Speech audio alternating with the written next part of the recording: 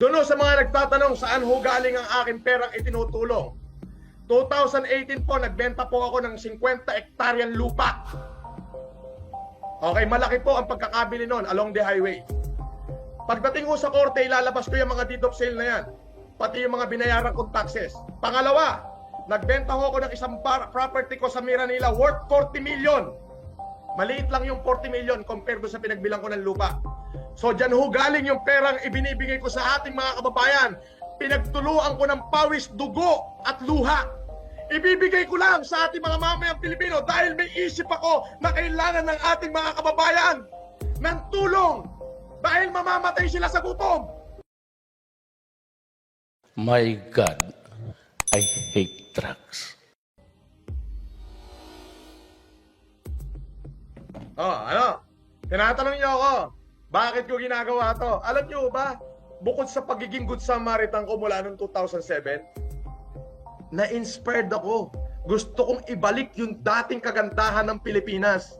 At yung inspiration na yan, sabi ko nga, inspirasyon ko yung mga Marcoses. Nagets mo, Mr. Macalma? Ayan, galing sa bunganga ko yan.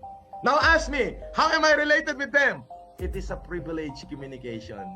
But I have not the liberty to divulge information pertaining to any one of those part of the first family. Eh, ikaw fake news ang lakad mo eh.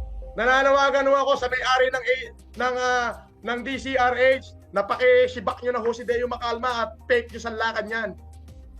Fake news yan. Bibigyan kita ng 24 oras, Mr. Deo Macalma, kapag hindi mo na ilabas na mismong ako live na nagsasalita na sinabi kong magkapatid kami ni Bongbong at sinabi kong sila ang nanghihingi ng pera sa akin, ididimanda kita.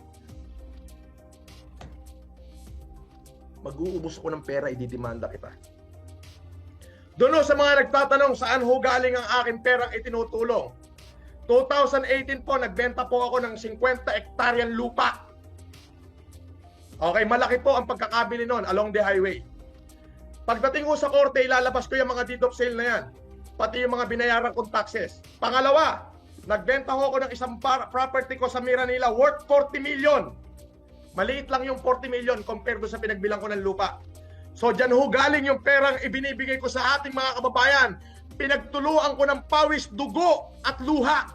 Ibibigay ko lang sa ating mga mamayang Pilipino dahil may isip ako na kailangan ng ating mga kababayan ng tulong dahil mamamatay sila sa gutom. Pero anong ginagawa nyo, mga demonyo kayo? Kayo ang mga tunay na demonyo. Nagagalit ako. Totoo, real talk ako. Hindi plastic. Hindi tawang katarantaduhan katulad nung ngiti ni Deo Macalma, ngiting demonyo eh. Tingnan mo yung mga ngiti niya sa interview rito. Ay nako, pati ngayon, dali. Putang ina, ngiting demonyo eh. Hayop na are. Tandang-tanda na, pipitikin kita sa itlog eh.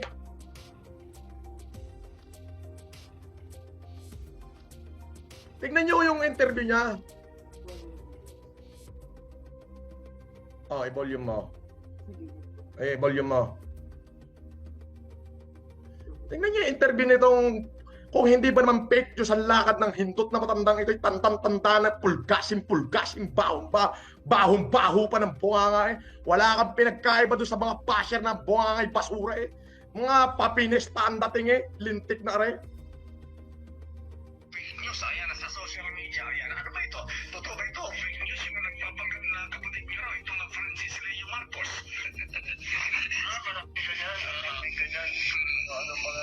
Narinig nyo? Saan mo nakuha yung balita na yan, Mr. Macalma? Dapat kinuha mo rin ang panig ko. Tapos yung anchor na kumukuha ng panig ko para sa patas na pagbabalita, ginag-order mo? Magbago ka, Mr. Macalma. Pag hindi ka nagbago, ilalabas ko mismo yung usapan namin na recorded nung isang anchor na mismo siya nagsabi, inisyuhan mo siya ng gag order. Tingnan mong hindot na Deo Macalma ito. Ginagamit mo ang kapangyarihan mo eh para ikaw lang makapag-ere, para yung fake news mo lang ang pakinggan ng taong bayan. Jordan Melby Vlog, I am a Philippine foreigner vlogger. Help Filipino in need. Mabuhay ka, Pilipinas. Maraming salamat po.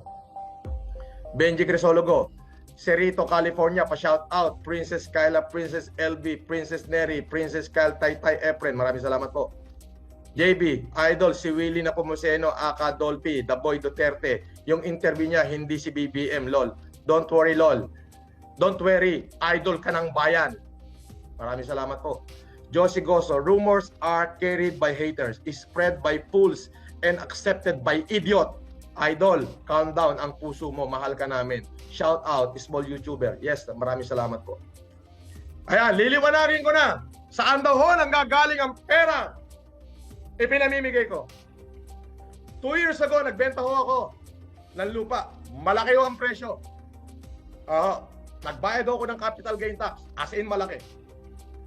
Tapos nakatanggap ho ako ng bonus doon sa bumili. Yung bonus kong natanggap ko is mahigit 100 milyon no. Bonus ho yun, gift. At nagbenta ho ako ng bahay. Isang property ko dyan sa Miranila, worth 40 million. Pinagtuluan ko ho ng pawis, luha at dugo. Ibinibigay ko ho sa ating mamamayan. Tuloy-tuloy ho ang ating pagtulong. Dahil alam ko po na maraming magkakamatay pag hindi po ako lumabas at hindi ako nag-challenge ng mga kapwa ko mayayaman. Alam nyo, pag meron kang 2 milyon, mayaman ka na. 3 milyon, milyonaryo ka na. 5 milyon, milyon na. Eh, kung magkaroon ka ng mga 200, 300 milyon, ano tawag sa'yo? Ay, the hundreds millionaires? Bobo? Kabobo nito, wala lang magawa. Makapatikos lang ang tinamaan ng lintik na ito eh. Rose Woman Vlog. Marami pong magkaparehas ang apelyido Sir FLM. Kagaya po namin, apelyido namin, marami po. Yan nga, abay, ang interview nito hindot na rin. Hindi man lang ako tinawagan. Hindi man lang ako tinawagan eh. Putang ina ng mga ito. Nakakapanggigil ang mga hindot na rin eh. Mr. Makalma, bibigyan kita ng 24 oras. Pagka hindi mo na ilabas siya, pauulanan kita ng kaso. Anti-wiretapping, ano pa ba? Basta, mga abogado ko na nakakalam dyan. Pagagalingan ko na lang sa kanila. Alam mo yan? Fake news ang lakad itong matandang ito. Magkano ang binayad sa'yo, Mr. Makalman, nung para sirain ako? True to Panos. Sir Francis, kung sakaling gumala kayo rito sa UK, ako na po mag-tour sa inyo. Paad po ang mga vlogger mo. Solid supporter mo kami. Kahit anong mangyari, mahal ka namin. Laban lang, Boss Idol. Maraming salamat. Fake news ang lakad ito. Nakakapanggigil to. George, kapi nga! Kung hindi nyo napapansin, ako ho, hindi naman talaga ako YouTuber. Hindi naman ho talaga ako vlogger. Ang pangyayari ho dyan, kaya ako nag-YouTube, ay dahil 4 na beses, 4 na beses, pang 5 kanina, tinake down ni Facebook ang Facebook ko. Yung personal kong Facebook. Yung page ko ho, hindi ko na nakuha. Sino ang hindi manggigigil sa hindot na yan? Ha? Ulitin pa nga natin. Gusto ko bigyan ng ulit kung paano yung mga tanong nitong hindot na reporter na ito. Kupal to, matanda na to, impyerno din ang bagsak nito. Sinabi ho sa Biblia yan.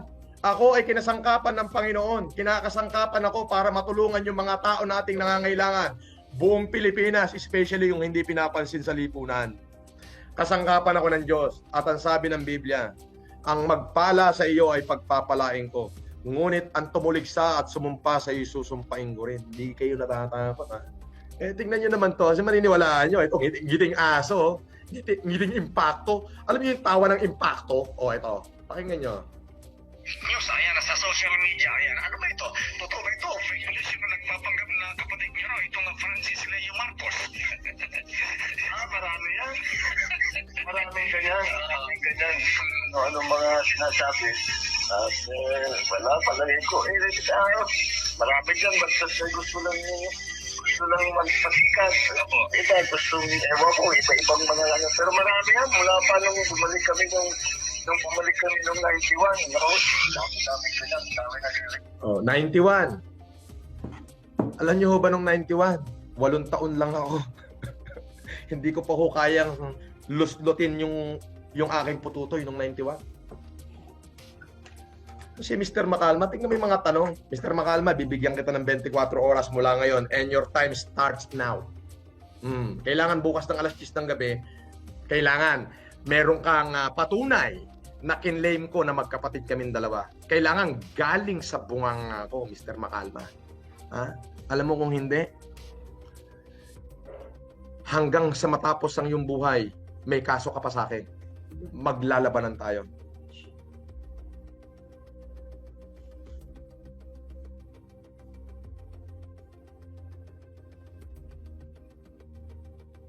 Ma'am Jen de la Cruz, please.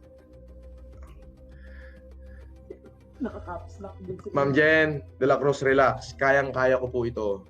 Pakisabi po dyan sa ating mahal na mayor na kayang-kaya ko itong laban.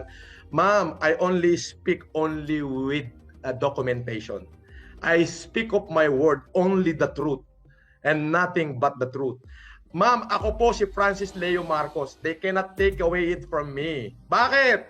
Adyan ang nanay ko, buhay pa. Susungal nga rin lahat na magsasabing hindi ako Marcos.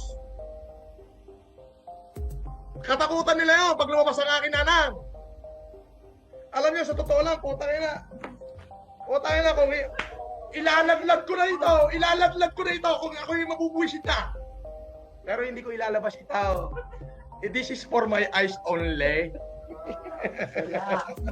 Kaya lang nanggigigil ako sa itong hindot na news anchor na ito. Hindot tong tinamaan ng lintik na ito eh. Nanggigigil ako rito eh. Sabi mo sa kanila kung sino yan. Hindi ko na ako ipapakita kung sino yung nag-text sa akin. Pero, ma'am, pakisabi kay Yorme, pakisabi kay Tatang, wag na ho, ako na. Kaya ko po ito. Ako po ay sumulat na sa National Bureau of Investigation para imbestigahin itong mga to. Dadaanin po ito natin sa legality. Kaya po itong hindot na Deo Makalma na ito, bibigyan ko itong bibigyan kita pusang galaka. Bibigyan kita ng 24 oras and your time starts 5 minutes ago. Pag hindi mo na ilabas na ako mismo nagsasalita, na bunganga ako at legit ha, yung original na video ha, na galing sa akin mismo, na kinlaim ko na magkapatid kami ni Bongbong at pinipilit yung kaladkarin yung unang pamilya na nananahimik. Eto, tandaan mong hindot kang matanda kang gurang pulgasing baong-bao. Mag-uubos pa ako ng lahat ng yamang natitira ko, maipakulong lang kita. Animal ka. Ayan.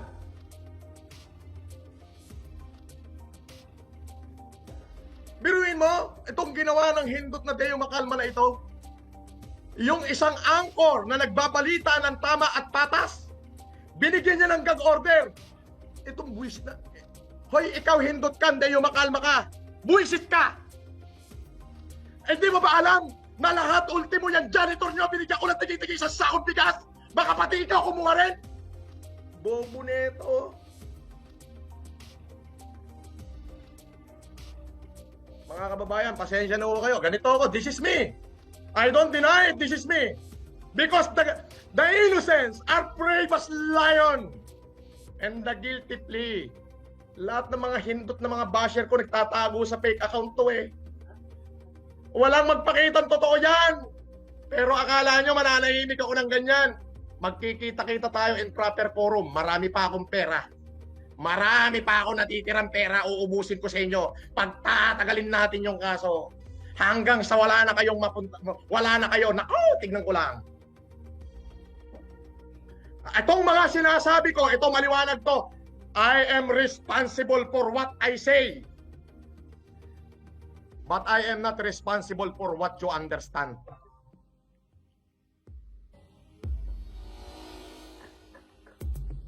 Oh, ngayon, eto na. Ilalahad ko na! Bakit ko ginagawa ang pagtulong sa buong Pilipinas? Pinipilit niyo akong ikaladkad, idikit sa unang pamilya? O, inspirasyon ko sila. Wala sila, kung hindi ako na-inspired sa kanila, baka ang pagtulong ko'y konti-konti lang. Oh, mga dilawan!